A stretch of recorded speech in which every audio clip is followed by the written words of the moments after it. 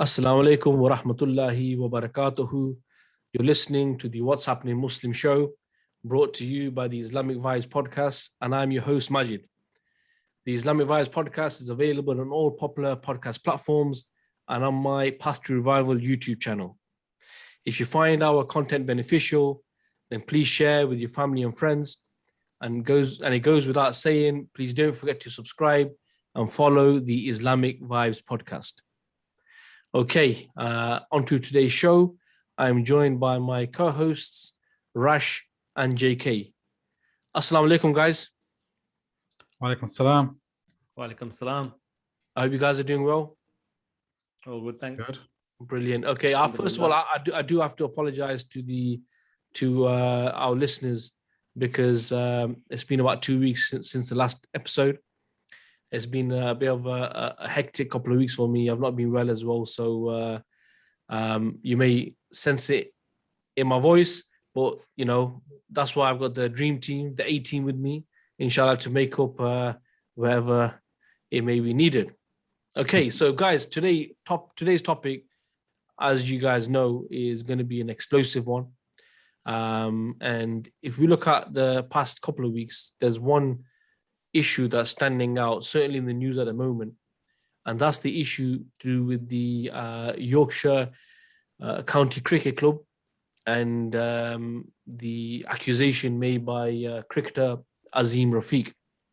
So this is a story, I mean, for those people who don't know, this is a story about Azeem Rafiq. He's a 30-year-old former cricketer who, crazy enough, he says that he was actually left close to committing suicide after, detailing the racism that he encountered at the Yorkshire County Cricket Club. And Brother Azeem first spoke out in September 2020. So this case has been going on for a while now, and recently it led to the actual resignation of the Yorkshire chairman, Roger Hutton. And I know that many of our listeners are not from the UK. So just to explain, cricket is a game where you have similar to maybe baseball. So you'll have someone who throws a ball and someone who whacks a ball. And basically it's played in England and in loads of countries. And actually, some people even call it a colonial game because most of the countries that play it are those countries that at one stage were colonized by the British. Okay. Now, Azeem is a former cricketer, so obviously he's not playing anymore. And he spent most of his career actually at Yorkshire between 2008 and 2018. And you'll be surprised to know, especially with the way the story is going to go, that he actually captained England, the England team at youth level. And he also actually captained Yorkshire in 2012 as well. Now, it all kicked off in September 2020, following an interview with Wisdom. What Rafiq told ESPN Cricinfo was that institutional racism was encountered whilst at the club, which left him to taking his own life. Right now, there was thinking about taking his own life. Yeah, thinking. Yeah, exactly. Obviously, if he took his own life, then we wouldn't be speaking about it in this context, right? Exactly. But okay, now what's crazy as you think this is a really serious allegation. It was raised with the Yorkshire County Cricket Club, and they did have a initial investigation. And what they admitted was that Rafiq was the victim of inappropriate behavior and offered him their profound apologies. And since then, actually, players like Gary Balance, I don't know if you guys know, I watched him play for England. He used to play for England. He came out and said, yeah, he used to call Azeem a Paki. And obviously he said that, he used to say it like in a joking way. And actually, after a further, inquiry, what it was known is that the club, their stance was that, things like Paki, these type of terms were actually banter. They were friendly banter. And this was actually what came from the club itself. And the Yorkshire's former cultural diversity officer, Tony Bowery, he claims that the term Paki was regularly used at the club. He was asked whether he actually came across this himself. And this is what he said. He said, absolutely, it was there. One colleague I work with said to me, you're okay, but I don't like them Pakis. And what he said is I came down very hard on him because I really didn't like what he said. And also Tony Barry, he also claims that players from Asian backgrounds were being held back at the Yorkshire County Cricket Club from progressing and moving up. And actually, more news is actually being leaked that this is not just a problem with the Yorkshire County Cricket Club, actually is throughout the country. So there's loads to speak about, guys. That was just a bit of an intro for our listeners. So what are your thoughts on this story? And have you ever experienced this type of banter? I'll start off with you, Rash. Yeah, and definitely I have. So I'll start off my own experiences first, and we talk about the topic. And I think we're from a similar generation. When we were growing up in like the 80s, early 90s and stuff, it was, something that was used as a bullying term at schools. Many a time where there was kids that, wanted to give you a hard time. That's the first thing they would say. I don't know how much it was like in areas with more Muslims. I was always in an area where there was very few Muslims, very few Asians, and and the few Asians that there were either of Pakistani origin or Bangladeshi origin, predominantly Pakistan or more Pakistani, and it was just a term that was just used just as in a derogatory way. So now and again, you come across some people who might say, oh, well, isn't that just like a shortened version of Pakistan? But as I think everybody knows, that isn't the case. It's a derogatory term, and it's used in a derogatory way. So firstly, yeah, it was well known. No one can say that, with a sincerely, that when they use that term, they don't, they mean it as banter. That's just an excuse. That's just, now they've been caught in the public domain that they said it. They're trying to excuse themselves by saying it's banter. It's not banter.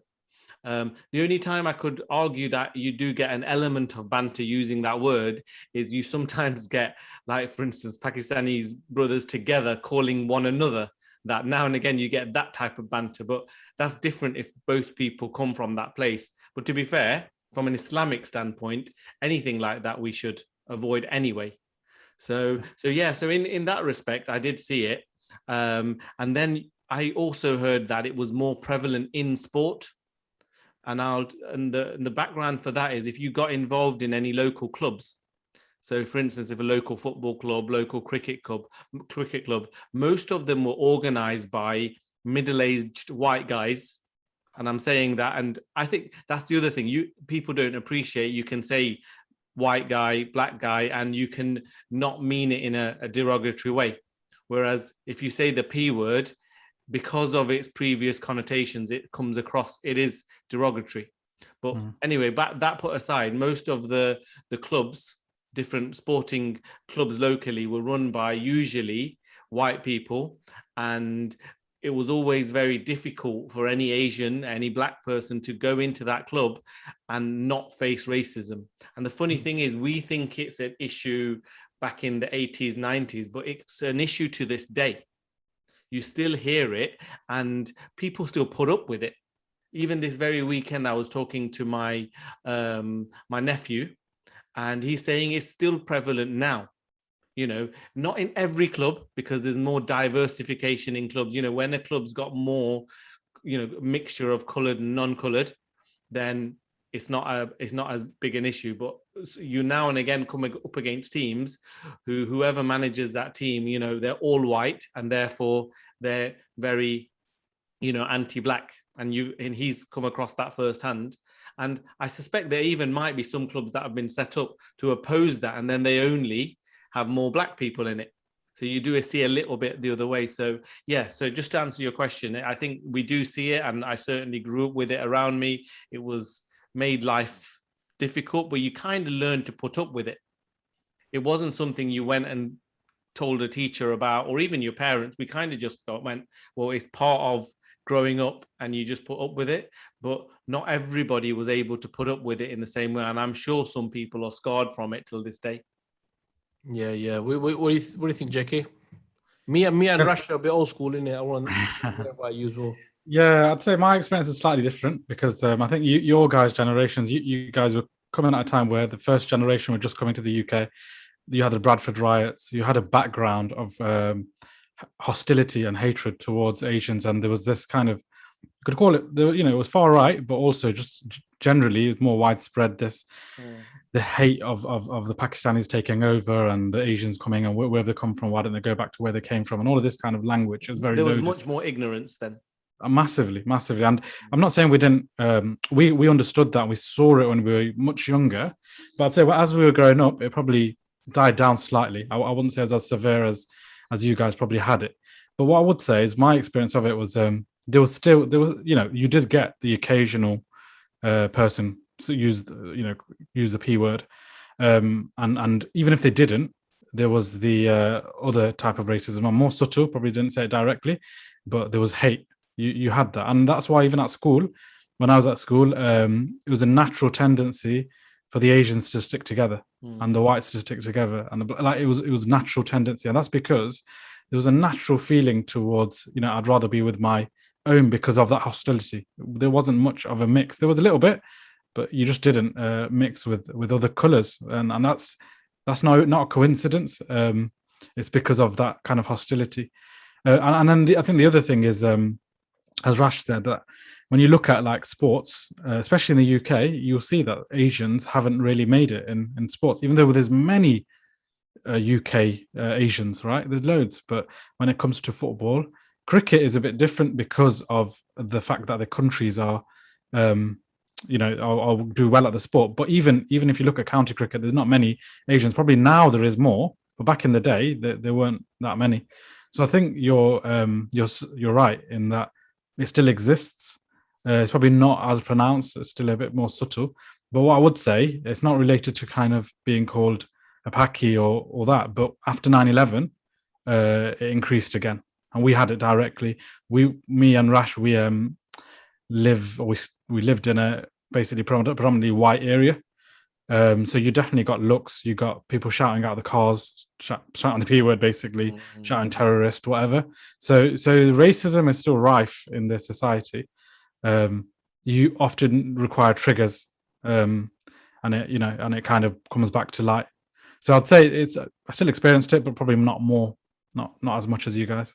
Yeah, well, to be honest with you, I think with me and Rash, I'm a bit older than Rash as well, and the stories that I hear from, the generation older than us, where there's uncles and stuff like that, and daily fights, daily getting jumped on the way to school. Honestly, it's kind of crazy when you hear it. But the thing is, whether it's the P word or whatever, the fact that when you go to certain places, you feel the odd one out. The fact that you don't feel like, everyone else, it just means that there's something even subconsciously going on where you're different. So certainly, man, even a few years back, there was a racist incident that, some ignorant people, they said some. I was with my family, so can't really do much or say much, to be honest with you. But it happens. But it's just the way it is, and I'm sure we'll go into the reasoning and why we think this is the case. But going back to brother Azeem here, what are your thoughts on what happened to him and what's happening in the cricket scene? But you got to understand that this must have been so bad when somebody's saying, and especially a Muslim, when a Muslim says that he was at stage to almost take his own life. Talk to me, man. That must be really bad.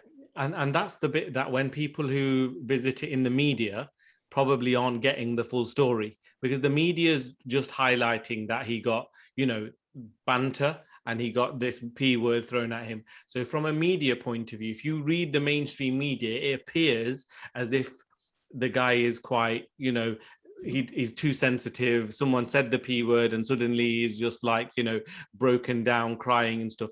That's not the situation. This was serious in that it wasn't just consistently. Yeah, it was consistent, and it wasn't just the P word. It was like I was listening to something, and one of the guys was saying that the kind of stuff that was constantly in conversation was like, if anybody saw someone with a beard, it was like, oh, is that guy your uncle then? Or they were driving past somewhere, and it was like, oh, is that corner shop owned by your dad? You know, that kind of stuff. That's is hardcore. like, and non-stop. You know, it was, and to the extent that it's even said that some people saw him crying, and they continued.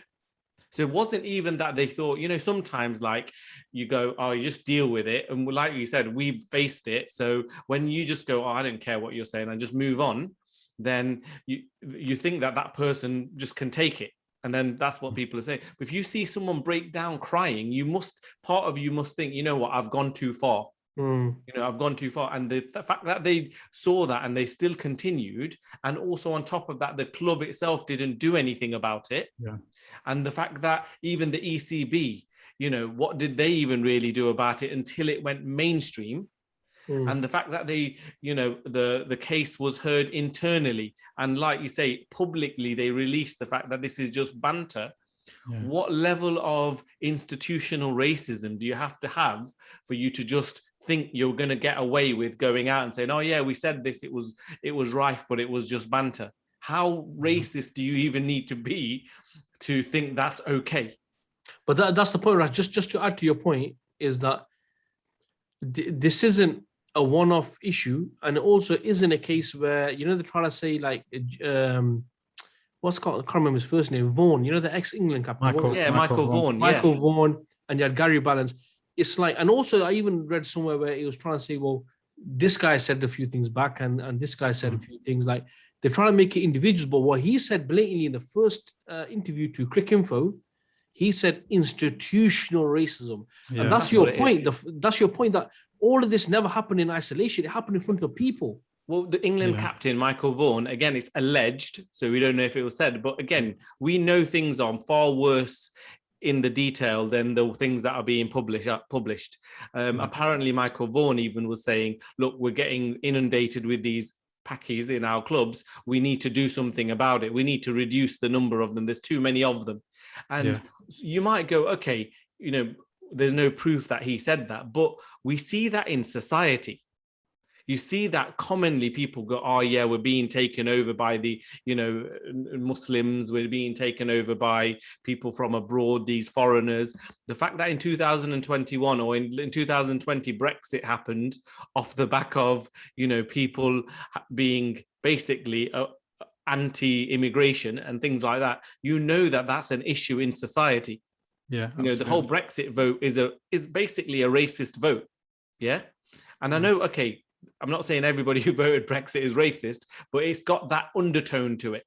Massively. You know, it's got that massive undertone to it. So just looking at the media, and that's just my final point on this, but the media, you look at it and it's hard to find immediately in mainstream media. Only when you dig a bit deeper, you go and search YouTube, you watch interviews, and you find a bit more information. You realize, wait, there, it's not just the P word being said. It's people from the very top not doing anything about it. You know, people on the ground level, you know, all being involved in it. There's anti-Muslim, Islamophobic stuff going on as well, not just racism. And all of it's normalized and nothing's being done about it until, from a capitalist point of view, it hits them in the pocket. So now the sponsors have pulled out. Now it's international news. All of a sudden, oh, we need to do something about it. That means you wouldn't have done anything if your pockets hadn't have been hit, if your sponsors hadn't have pulled out, if your whole club isn't at stake. So exactly. I think that's really important. I think you're right there, because if you think about all these campaigns that they have, taken the knee, kick it out, these things are token gestures in that what do they actually achieve? All it really achieves is that, oh, we did something. We stood in solidarity against racism. But what are the real actions that they do? Not much until it hits their pocket, like you said, where it's brought out to the mainstream. And I'm not saying everyone's racist, but systemic racism is different to the outright use of the language. Systemic is where basically you've otherized people. And it's systemic in the sense that there are certain processes that do it. and it's very subtle. And some but people actually, do it without realizing that. without even because it's normalized. Yeah. So I'm sure they were saying this word and they called it banter, and some people probably even thought it was banter. And it's what you guys said. It's not one isolated incident. It's not even just Azeem Rafiq. Like even Yorkshire Cricket, there's another claim, shocking claim that is disgusting. That basically the players basically had sex with someone on her period, and there's blood everywhere, and they used a Muslim the prayer salama to wipe it. And this just tells you a lot about the nature of these people. It's very lad kind of culture, even though it's meant to be called a gentleman's game. It's not very gentlemanly if you look at the way they act. And the fact that, like you said, they don't care about others, and they will basically bully you, harass you because you're not like them. And they might call it banter. And even Azeem Rafiq maybe didn't even respond because he felt a bit like, imagine when you're even at school, when it happened, you go into your shell, you're thinking, okay, I'm not going to respond. And you might even laugh along a little bit. Yeah. But that doesn't mean it's not happening. And even, is it Gary Balance, did you say? Yeah. He said, I said it in a jokey way. We said it in a jokey way. But actually, you may have said it in a jokey way. But how do you know the other person's not being hurt by what you're saying? It's very colonial. It's very like where we set the tone. We will say what we want to make us happy. And who cares what others feel like? And that in itself, there's that arrogance that you think, oh, it's banter. And you're calling it banter. But actually, it's to you might be calling it that. But actually, it's actually causing hurt. It's genuine racism. There's clear-cut racism. And the fact that the club did nothing about it, ECB apparently, the guy who got sacked, was his name, Hutton. He's saying that he tried to reach out to the ECB and they did nothing about it. They just kind of said it's not our remit. Initially. And until it became mainstream and a very big story and the sponsors started pulling out, they're looking into it. But again, it shows that yes, players may have done it, certain individuals may have been worse than it, but it was allowed to occur. It was normalized, and they didn't see it as much of a problem. So JK, what you mentioned there is basically the fact that you're right. What are you supposed to do if everyone around is doing it, right? And if we go back to what Azeem Rafiq said, he said institution racism. But what we also hear is that in the West, there is institution racism. Here we're just talking about in cricket or sport. But we say that there's claims. They're not claims, it's true, it's a fact. They say that in the police force, there's institution racism. In the military, there's institution racism. In politics, there's institution racism. I mean, this isn't just about Asians, and it's not even just about cricket. Look what, Rash will probably be more familiar. This Rash, when Stephen Lawrence was murdered all them years ago, I remember this very clearly because I was still in school, right? And he was murdered basically in the open. And if you look at what happened afterwards in the way they tried to change the case, even the police actually sent in undercover cops to the Stephen Lawrence campaign to actually disrupt it and to show derail it and to show them in an evil light. And even the courts were throwing the case out because of lack of evidence, and these guys got quick. It took about 19 years, I think, for those guys to get sentenced. Exactly. So this is something which is there, and it's something which is we see around us, right? Now, the question I have is, what we see is, you said taking the knee. Okay, that's talking about sports, but this was off the back of what happened to George Floyd, right? Yeah. You even see, I was reading something today where one Englishman, he was talking about, he was saying that in the 70s, there used to be a cricket league for English people, white people, and a cricket league for Asian people. He goes, we don't want to go back to those days. So what you can see is that on the surface of it, there is talk about diversity, there's talk about everyone being inclusive and so on, right? And even this is a case where I'm not talking about just people who are coming over from abroad. You got people now who are second, third generation who are brought up here, who speak the same language, or mannerisms very similar. Why is it that racism still exists, even though on the surface of it, there's this huge campaign of trying to say everyone is the same? Why is there so prejudice? It's what you said in terms of institutional racism, that Even sometimes I don't like that terminology because it assumes that only one institution is racist. But institutional racism really highlights the fact that it's widespread among society. Because what is a system of governance? A system of governance is made up of several institutions: education, politics, sports, all these separate institutions, right? And they're linked. So you can't say, oh, there's racism in cricket, but not in football. There's racism in sport, but not in education. In fact, the people of the society are the same. They're from the same communities, right? So if it's in cricket, then obviously it's in the other institutions as well. And that's why the term systemic racism is used as well, that it's systemic, that racism is basically not just individual, because there's a difference between individual racism, which is basically an individual case of racism, someone calling me a Paki, someone calling me a terrorist. That might be an individual case of racism. But systemic racism is when the whole system is against me. And like I said, sometimes it's very blatant in that, for example, you might work in a certain place where it's just constant bullying and everyone has this view of otherizing you. Other times it's subtle. So, for example, in the workplace, what Azeem Rafiq is his workplace. He's got this racism in that every single construct in that workplace is basically reinforcing that racism. And also, like, for example, another study that you may know of is that when it came to employing people, there was a study which found that they basically did some research where you took CVs, right? The same exact CV. Some CVs you put Muhammad, you put Islamic names, Muslim names, right? And then on the same CV you put English names, English sounding names, and you submitted it. There was inherent racism towards just because the CV had a Muslim sounding name. So that doesn't now, is that because each individual in the assessing the CVs is racist from a kind of blatant perspective? No, but it's the fact that they have unconscious bias. They have a bias against Muslims because of what they're told about Muslims. They have a bias against someone who's other, black, brown, Pakistani, whatever it may be, because they have this view of them. Like you said, they think, oh, they're in corner shops. But what is this? Because are we in the progressive West? No, so this is where you have to dig a little bit deeper, because this comes down to the fact that, this, I'm glad you mentioned that term, unconscious bias. This is where, man as a species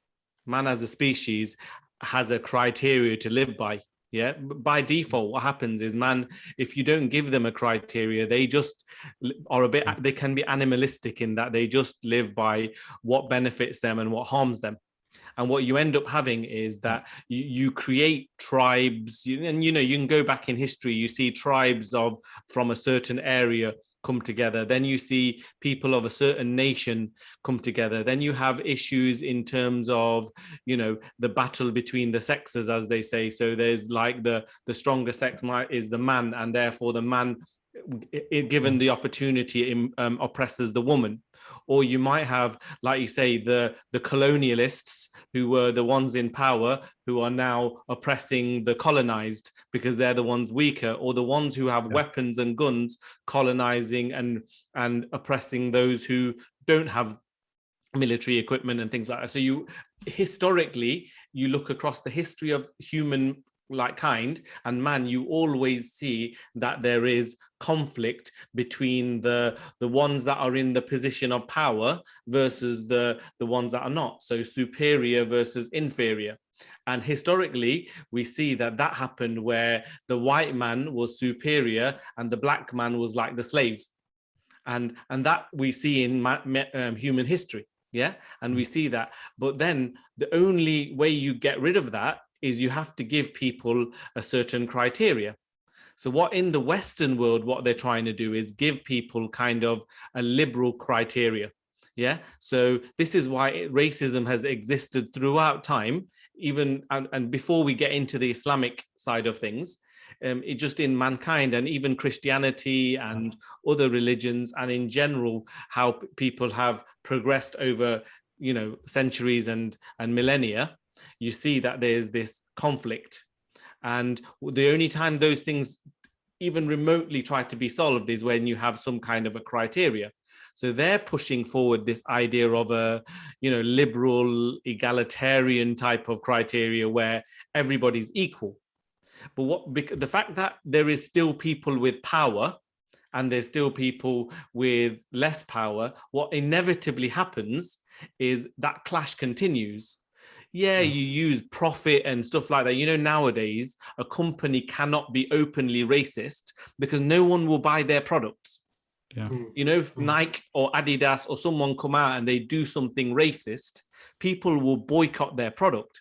So it's not that they're thinking, oh, we're not going to be racist and therefore, this is our brand motto, we're inclusive, we're diverse and all of these things. That's not the initial stance. That's a byproduct of them going, in order for us to succeed, we need to be seen so that the market looks at us and goes, the white man buys from us, the black man buys from us, the Muslim guy buys from us. Everybody thinks that this is a brand that, even look at climate issues now. Why do companies have to say, oh, we're net zero? Net zero. Why are companies having to come out and say we're sustainable? Not because necessarily, okay, I can't blanket categorize every company like this, but there'll be many companies who that's not their priority or their criteria, but they're having to do that. Why? Because if they don't do it, they'll lose their customers. So they've set themselves this criteria, and their criteria is benefit. And as long as your criteria is benefit, this problem never gets solved, because, okay, racism to an extent might get solved, even though to be fair, it won't, but say it does, because these companies are being more diverse, but something else comes along and replaces it. Islamophobia replaces it, because at the moment, they're otherizing Muslims. Previously, they might have otherized the blacks, or, otherize and do ghettoization to separate some people from the other. But now it's a case of, now Muslims are the problem, let's otherize them. But all of a sudden, actually, there's a lot of Muslims. But so if we now otherize Muslims in terms of our product, Muslims aren't going to buy it, and that's going to hit our profits. Yeah. That's where you then need another criteria. And that's where maybe we can discuss Islam. We need a different criteria to those criteria that are presented. And maybe you guys can give some better examples of reasons why this Western civilization continues in the 21st century. We're still seeing racism. It's big. Well, my perspective, and I mentioned it before to you guys, is that capitalism itself allows and enables racism, because, like you said, it's all about capital accumulation. So, like I mentioned before as well, like the forefathers of capitalism, like Adam Smith and others, their focus has always been on, like, as you know, self-interest, benefit, and individualism. So, like you said, if it's individualism and you're all only looking for yourself and your family and your tribe, then naturally you're going to be racist and discriminate against others, because the system itself enables it. So like, then someone might say, okay, but what about all of these D&I policies, equality, and all of that? Yes, part of, and this is where they have a bit, basically a clash within their own ideology, where you do have this kind of conservatism, which is generally like the Trump supporters, the ones that are quite racist. Then you have the leaning on the left, who are liberals. Liberals, yeah. And they want a society like egalitarian, that everyone gets a say and everyone's involved. But actually, where they are linked is they're both capitalists. So capitalism will reign supreme, and capital accumulation, profit, will always be the main thing that they need to gain. Will be their ultimate criteria. That will be the ultimate criteria, exactly. And when it comes to that capital, they'll risk, being racist if they need to, because at the end of the day, what goes into their pocket is the bottom line. Yeah, exactly. Yeah. And also, just to sort of add as well, that what you guys are saying in a way is the fact that racism, basically, it's not something that you inherit. It's not biological. It's an idea. It's a thought that you carry, and that thought basically is the fact that you are better than people. They are lesser than you, and there's a good point that you made earlier, JK, about the passive. Did you say passive racism? What was it? Subtle racism. Subtle racism. Where people don't realize themselves. But if you think about it, if you're living in a society where people like Winston Churchill is seen as a great hero, and if you hear about how he described the Indians, and that he wasn't even bothered that 4 million people died in the Bengal because of starvation and famine. This is that same colonial mindset. So when people here, even though they don't leave their homes thinking I'm racist, but they have this prejudice based on color, these superficial lines. So what we're saying here is that this is linked to ideas that people carry. So if racism is an idea, then to remove it, bowing down on one knee or doing this and that isn't really going to do anything unless you change that erroneous thought into a better thought, which is actually going to be one which is linked on the fact that you don't judge people on superficial lines based on where they're born or what color they are. And that's why, like you guys are saying, the ideology itself of capitalism and liberalism, this is about the individual, and it's about, like the way Rush described it is great. In a way, it's survival of the fittest. So for you will do what you need in order to achieve what you want, and it's about benefit. So at some stage, you will go and colonize most of the world for your benefit. And then now when times have changed, and you know that if you come across in a certain way that will affect your income, because people might boycott you, you will then promote a different view. But again, it all boils down to the benefit. So if we move on to Islam, and we see that in reality, and this is a fact, that Islam is an ideology, is a bond which has truly united mankind in a way not seen before. Because if you look at Muslims are different colors, they're from different parts of the world, right? You know the score. You could be, an example I like to give is, I could be in a Muslim country shopping, and you know how them mans always want to get one over you. But as soon as you say, brother, Bismillah price, their demeanor changes, and it's like, brother, here, have some tea. And you know what I mean? It changes because to them, it's like, I'm meeting a Muslim brother from another country. To them, it's like you're a guest. You know, it changes all of a sudden because we have this bond. So in reality, we see that, Islam is the only bond that can truly unite people, and it has united the peoples of different continents. And the reason why is because it's from the creator. Because if you boil down to, and maybe Rash, if you want to elaborate, you're talking about man himself. If he was to decide what's right and wrong and all that, he's going to base it on benefit. Yeah. So surely the criteria of what unites people truly has to be from something or someone other than the creation. Yeah, exactly. And so what we're seeing in the Western world, and we've seen other examples of, is that, man having an alternative criteria based on either benefit, based on their tribe, based on nationalism, based on these other isms that, decides what I should choose and which path I should take. Whereas what Islam does, and what Allah subhanahu wa ta'ala has done, is gone, look, I created you, and if I give you a criteria for you to use, that whatever is in front of you, you decide based on this criteria, then that is the perfect solution for you. Because I'm your manufacturer, I know the way you should live, the way you should make your choices.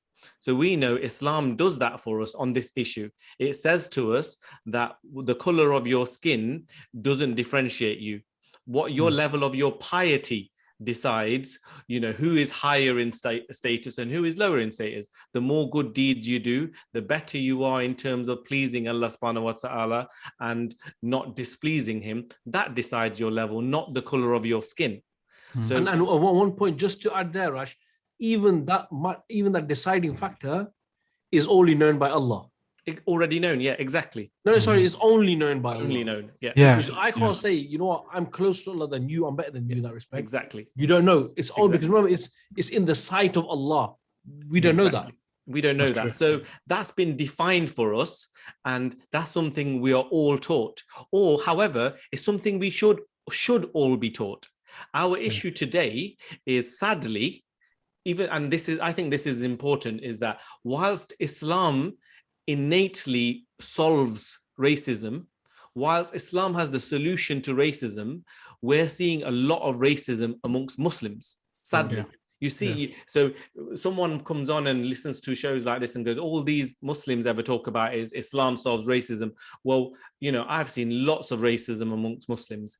In fact, if you watch some programs with, you know, and I think people who are from African countries see this more. I think we in Asian countries, we don't experience this as much.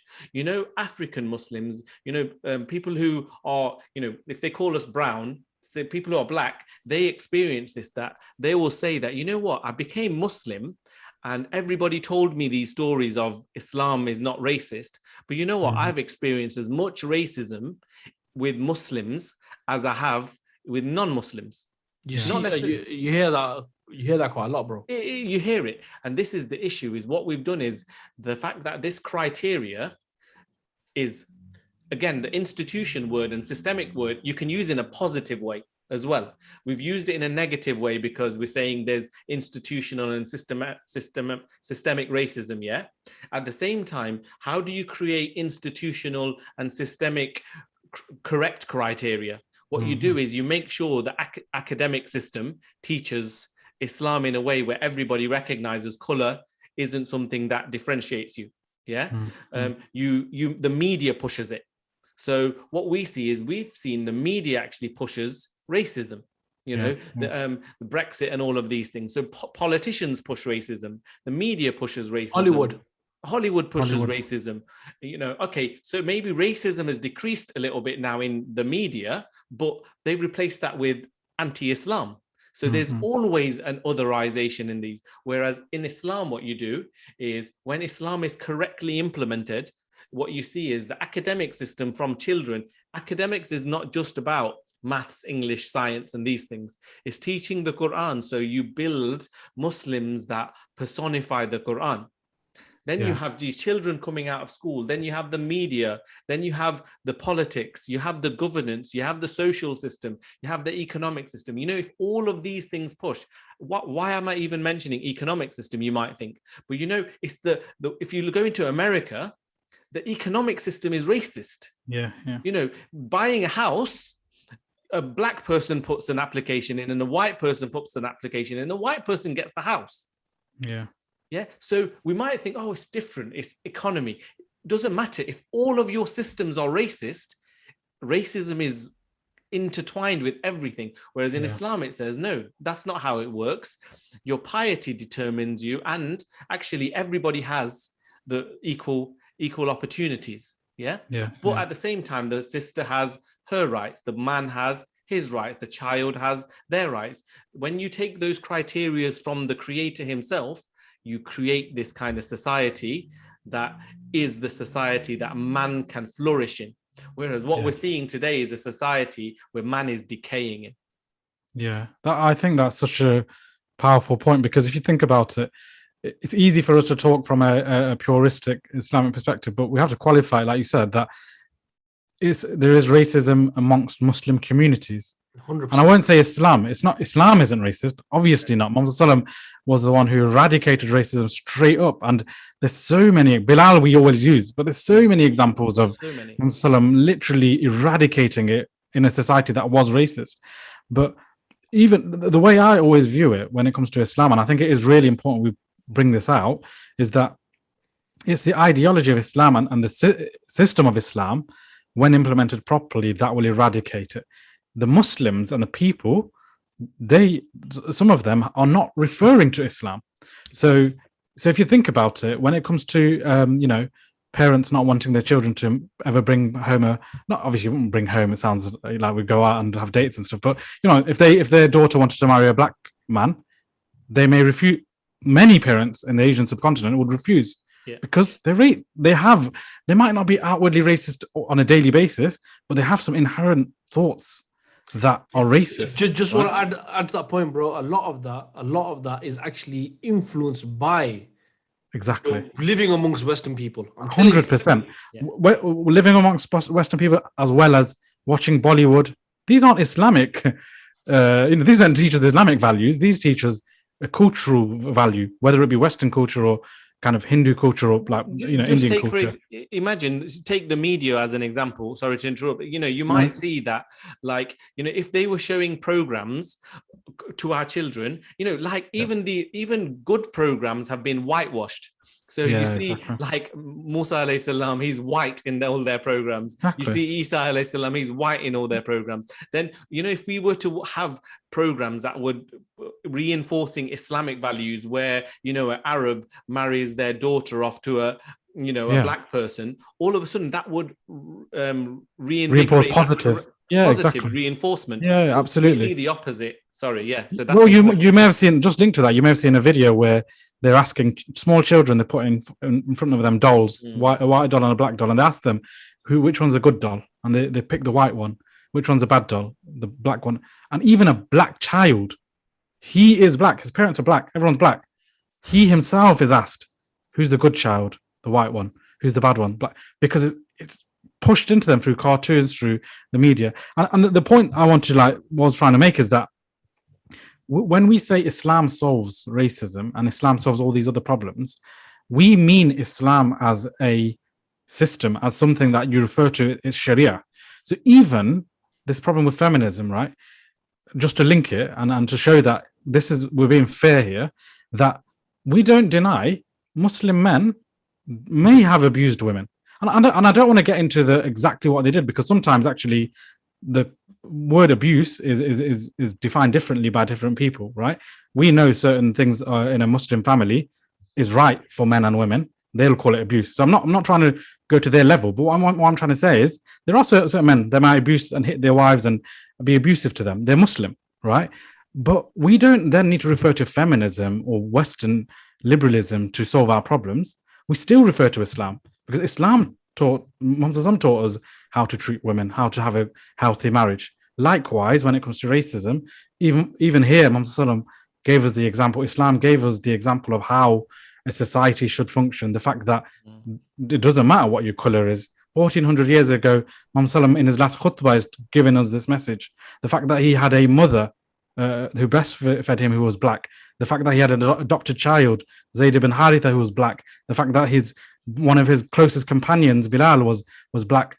So many people were showing that this didn't matter. Color did not matter. But even in a society that was racist, Muhammad was able to challenge all of those kind of status quo and the preconceptions people had back then as well. Yeah. So I mean, what we're seeing is that you're saying what we're saying is Islam is an idea, and it, through its solutions, it can actually eradicate racism. However, this idea has to manifest itself in reality. It has to be in society, and we saw this actually. The fact that the tribes in Arabia, they all had their prejudice against women, against slaves, against other people. But at the same time, when they were now living under Islam, right, it's one thing hearing about something, it's one thing reading about something, but it's another thing actually seeing it in life, in real life, living, right? And that's why, I mean, when if you look at Malcolm X, when he said that, when I went to Hajj and I was with the white man, this man and that man, all the difficulties, because I realized that only Islam is a solution for racism in America, because he saw it firsthand. And as you guys know, most of us have been to the Haram and stuff. When you go there, and if you have been on a Hajj and you're at Muzdalifah or you're at Arafat, everyone's wearing just the two white, shrouds, the men. And basically, it doesn't really matter. And that's why what Islam brought was a view, an idea. And this is what Arash was saying also, that what differentiates a person in the sight of Allah is how pious he is, right? Color is something which is very superficial. You have no control over where you are born. You have absolutely no control over your nationality, what color you are, how noble your family is, and this is so. How can you be proud? How can you be arrogant about something which you have had absolutely nothing to do with, right? Absolutely no choice. Islam removes this and says, look, these things are just, these things are tests themselves. And in reality, I mean, I don't know about I don't know about color in Arabia, whether that was a thing or whether it was more to do with your tribe and nobility and whether you're a slave or not. But certainly you see that the issue to do with color, you guys can correct me if I'm wrong, has been to do with the fact that when the colonialists went out and the idea came that these people are going to civilize the barbarians, this idea of Darwinism, this idea of the fact that the white people are more superior came about at that extent, where everyone else was inferior and the white Anglo-Saxon, the people of Europe, were superior because of the color of their skin. Yeah, definitely. And if you look at the Sira, there is some racism based on color, but actually not all. So it was often tribe or the fact that you're another. So, for example, Salman al-Farsi, he's not black. He was taken to slavery. Suhaib ibn Rumi. He wasn't Roman, but he was Arab, but he was in the Roman line. He's not black. He was taken as a slave. So it wasn't to do with color. It was more to do with your status, the fact that if you had any backing, your tribe, basically. And you're right.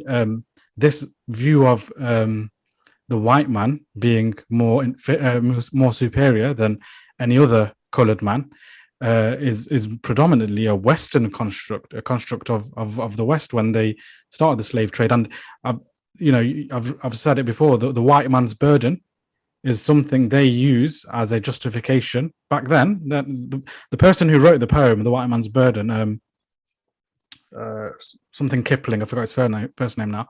He wrote it. Mr. Kipling. Mr. Kipling. No, I think I'm gonna boycott his sweets, man. Anyway, I think it's Rudyard Kipling or something like that. But basically, what he was saying, the overall message of his poem was that the white man has a duty to civilize the uncivilized, meaning the non-whites, right? So he basically gave a justification for colonization. He was a pro-imperialist. He viewed that they have a duty to basically make the non-civilized more civilized and progressed. So this was a justification, but they called it a burden, meaning like, when you say burden, I've got a burden, I've got a duty. They viewed it like this: we got a burden to take these people who are animals and in shackles. That and automatically makes you the superior. Exactly, and the ones that your subjects are inferior. And ironically, the subject we're speaking about, what is it? Cricket, and cricket is a colonial sport. Cricket was taken to India and Africa and the colonized nations as a means initially to show that they are more superior to them. Why do you think they wear white? It's puritism or whatever it's called. Basically, show that we're pure. You guys are not civilized. That's the reason. That's the reason they wear white. It's got racist connotations. The sport. Okay, nowadays, it's not as bad as that, but there's still certain bits as part of that that the culture, the mentality of these people in these clubs still have that kind of feel like they're more superior than the black man, the brown man, and anyone that's not white, basically. Yeah, man. So I mean, what we've sort of discussed, want to sort of bring it all sort of together now. I mean, starting from what the news was about, the racism that an individual has experienced to the extent where he's wanted to end by killing himself.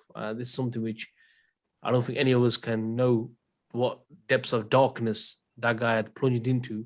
But we see that this is like, and there's really good things I've picked up from this podcast. I mean, institutional racism is probably better to use systemic racism because it's linked to the system. And we see that the system, which is based on which emanates from man's mind, will always favor one over the other. This is just fact. Always. And it's just, there's no way of getting a universal justice, universal equality to a certain extent on something which is being produced by a particular person or people, because they're going to favor their own. And that's why we said that Islam is the only ideology, the idea that can actually unify mankind, because it goes beyond superficial lines and it unifies people on an ideological bond. And that's why you can have one day someone who is an enemy, or one day you can have someone who is traveling to kill the messenger, sallallahu alaihi wasallam, and the next thing he becomes Muslim and he's beloved to the Muslims. This is something which non-Muslims just cannot. It doesn't. The reality doesn't fit with them because they don't understand what the power, the strength of the ummah is, and the unity of the aqidah. So, guys, your final thoughts on this topic. If you want to sort of bring your final thoughts to the table, JK, I'll start with you, bro. Yeah, I think there's lots of key messages that we spoke about, but one thing that I did also want to leave the audience with is this whole discussion about identity. So, they tell us that we need to be identified as British and maybe even call ourselves British Muslims. And what this means, it's not just a term, it's a loaded term. It means basically adopting their ideas, their thoughts around Western liberalism and capitalism, secularism, basically. But these incidents that are not one-off, there'll be many more. There'll be some that won't even be told because there's not enough evidence and proof, and they'll be a bit more subtle. These incidents are rife. There are many incidents like this within, whether it be sports, education, and other institutions, workplace. There'll be lots of incidents like this. And I think the message really here is that as Muslims, we should identify as being Muslim, not even our national identity. It's not even, Islam and the Messenger of Islam didn't tell us to identify as being a Pakistani Muslim or a British Muslim or a Bengali Muslim we're just Muslim. And like you said, bro, the brotherhood. Azeem Rafiq was captain of the England team. Absolutely, and that shows, isn't it? How much integration do you need? How much assimilation do you need? And still, you're not accepted. And that's why when Allah subhanahu wa ta'ala says that they will not accept you until the Jews and Christians will not accept you until you believe in their system, believe in their millah, basically, their deen. Allah is obviously the all-knowing. Allah knows that they will not accept you. And when Allah subhanahu wa ta'ala says that rank hatred has appeared from their mouths, right? They might use the P word. They might use these derogatory terms. Rank hatred has appeared in their mouths, but what their hearts conceal is far worse. This is haqq. Allah is telling us that they have a hatred towards you. And it's a system. I'm not talking about individual people. I'm talking about the ideology, the thoughts that the system endorses. This is what is the problem. And we should identify as being Muslim and identify ourselves in terms of, what is our aqidah? What is our purpose in life? What is our criteria in life? Going back to what Rash said, what is our criteria? Our criteria is halal and haram, and it's about pleasing Allah. And that is why we need to keep away from anything that does not please Allah. Allah has forbidden, such as nationalism and, having tribal bonds, because the Islamic bond is far greater than that. And Islam is the only deen to be able to kind of eradicate racism. Excellent, man. No, Jazakallah khair for your thoughts, man. Rash?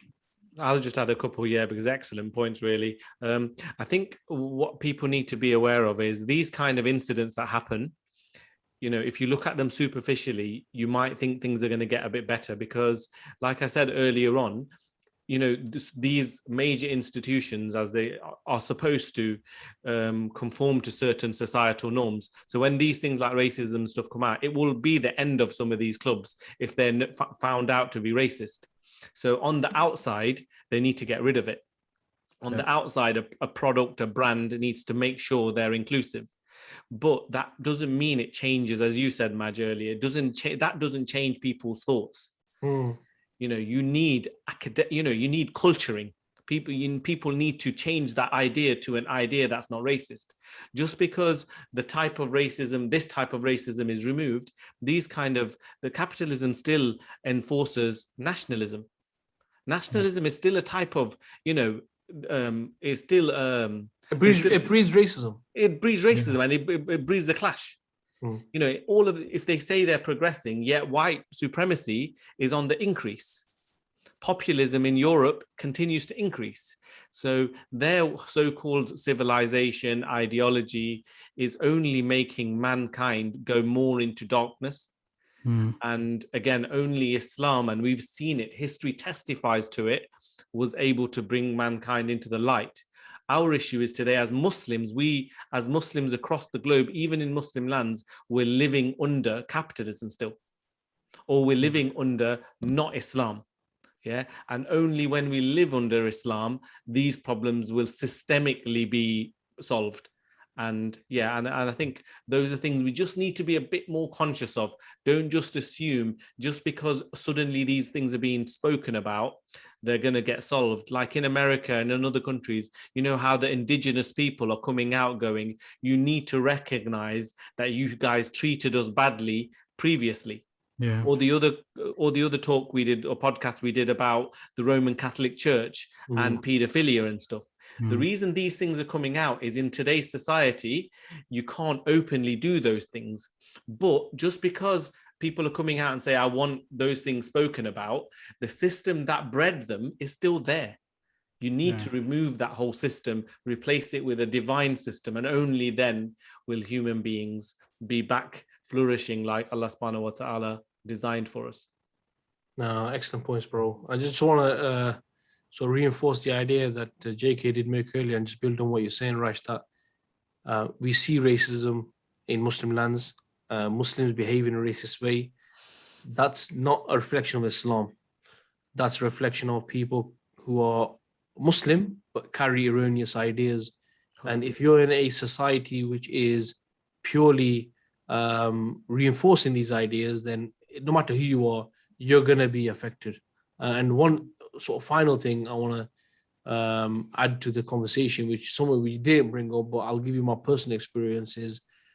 Before, years ago, if you look like me, if you look like you guys, or if you look like Sukhdeep, you are all called Paki.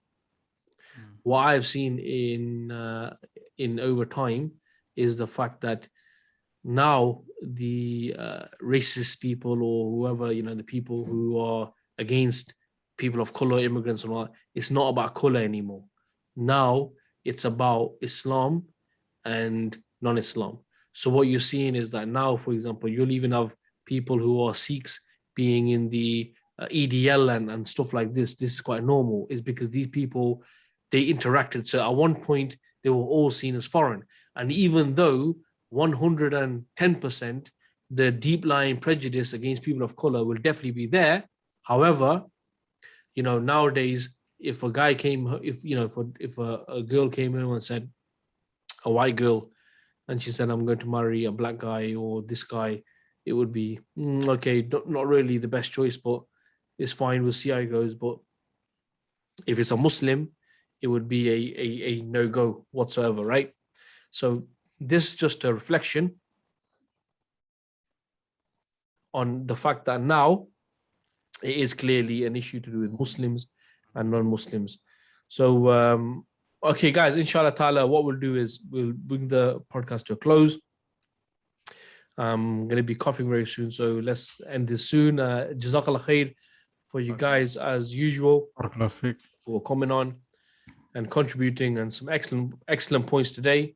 And just to advise our listeners and those people watching that the podcast is available on the Islamic Vibes podcast, which is available on all popular podcast platforms and on the YouTube channel, Path to Revival. On that note, brothers, I'm trying to hold that in, man.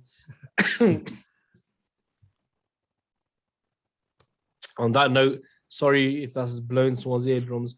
On that note, guys, Jazakallah khair, and inshallah ta'ala, see you guys on the next one. Assalamu alaikum wa rahmatullahi wa barakatuhu. Wa alaikum assalam wa rahmatullahi wa barakatuh.